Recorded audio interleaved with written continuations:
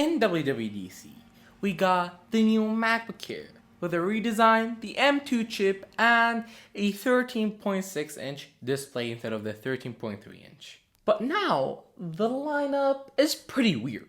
We have the M1, M2 MacBook Air, and the MacBook Pro 14-inch, 16-inch, and the 13-inch MacBook Pro with the M2 chip, but without the MacBook Air redesign. Plus, we also got our desktops, which are the 24-inch iMac, M1 Mac Mini, Mac Studio, and finally the Mac Pro, the only Mac in Apple's lineup with an Intel CPU. So for the second half of 2020, or we could say leading up to October or September, when Apple maybe will introduce a new MacBook, which is really unlikely, but it could happen.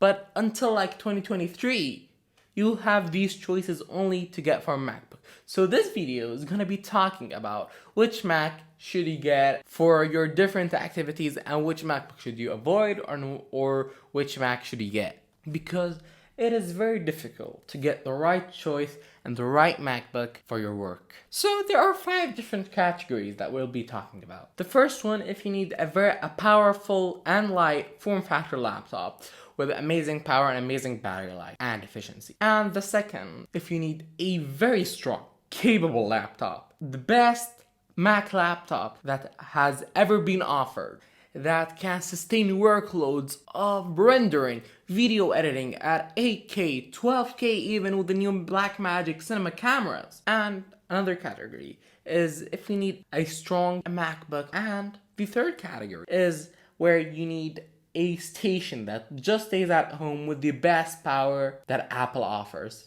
So if you are thinking about the light laptop market, you have either the M1 or the redesigned M2 MacBook Air. So if you don't want that extra performance and extra power, plus you don't really care about the new redesign and camera features, well then go ahead and get yourself a M1 MacBook Air.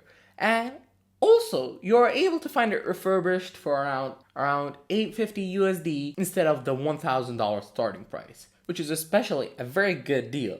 Because refurbished, if you do not know, it's the same as the normal packaging. It still works the same. Nothing wrong with it. It's just Apple like reselling it because people return it or stuff. But if you need that little bit, just more power with your laptop, or like add more power efficiency, plus you do want that new webcam stuff, and you really love the midnight color and the different colors that we got this year.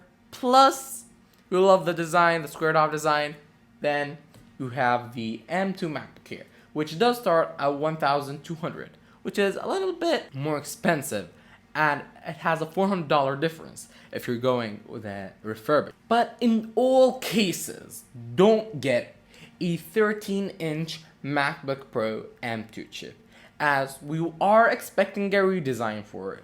Plus, it's the same power as the M2 MacBook Air. Plus, the MacBook Air had the new redesign. It's a little bit cheaper, and all in all, is like a newer device. That it has the same chassis that has been going since like 2019, just with the upgraded M2 chip and with a fan.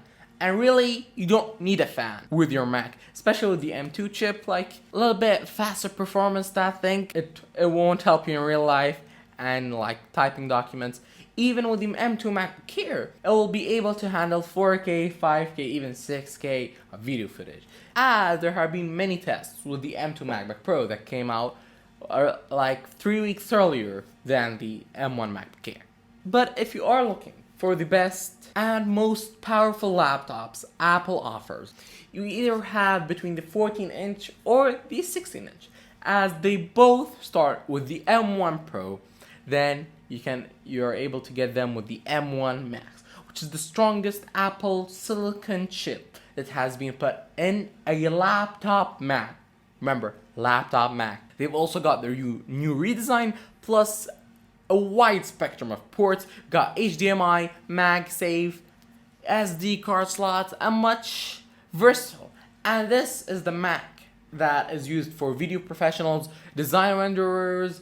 If you like need very heavy workloads, these are the two Macs that you've got. you can either choose between the smaller 14-inch or the larger 16-inch. But if you want an Apple desktop, it's way different. If you want the cheapest Apple desktop that offers, that has the power of the M1, which is now used in many devices, and is capable of doing very hard working tasks, it's just like 700 or 800 bucks, which is the M1 Mac Mini, which is a very capable Mac and will run smoothly for years. And still, the M1 is still a new chip, so it will be great. We are expecting to get an upgrade for it, but not this year. Maybe next year or like in 2024. And you can also find this M1 Mac Mini refurbished for around 200 bucks to $250 less, which is a very good deal in my opinion. But if you do need a display, the only iMac that you have is the 24-inch iMac with the M1 chip, which still, as we talked about, the M1 is very capable and very good, and it also comes with the colors and everything.